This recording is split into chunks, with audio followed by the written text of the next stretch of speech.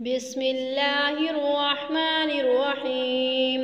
يا جميل يا الله، يا قريب يا الله، يا عجيب يا الله، يا مجيب يا الله، يا رؤوف يا الله، يا معروف يا الله، يا منان يا الله، يا ديان يا الله، يا برهان يا الله، يا سلطان يا الله، يا مستعان يا الله، يا محسن يا الله، يا متعالي يا الله، يا رحمن يا الله، يا رحيم يا الله، يا حليم يا الله، يا عليم يا الله، يا كريم يا الله،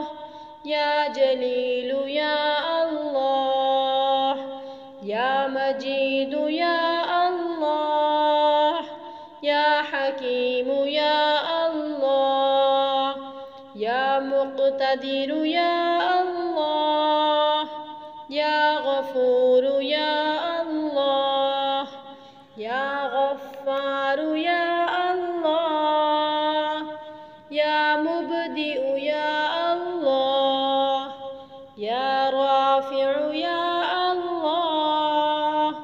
يا شكور يا الله، يا خبير يا الله، يا بصير يا الله، يا سميع يا الله، يا أول يا الله، يا آخر يا الله، يا ظاهر يا الله، يا باطن يا الله، يا قدوس يا الله، يا سلام يا الله،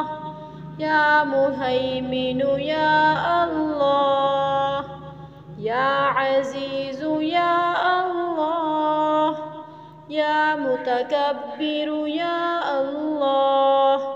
يا خالق يا الله، يا ولي يا الله، يا مصور يا الله، يا جبار يا الله، يا حي يا الله، يا قيوم يا الله، يا قابض يا الله، يا باسط يا الله، يا مذل يا الله، يا قوي يا الله، يا شهيد يا الله، يا معطي يا الله، يا مانع يا الله، يا خافض يا الله، يا رافع يا الله، يا وكيل يا الله، يا كفيل يا الله، يا ذا الجلال والإكرام، يا الله يا رشيد، يا الله يا صبور، يا الله يا فتاح، يا الله لا إله إلا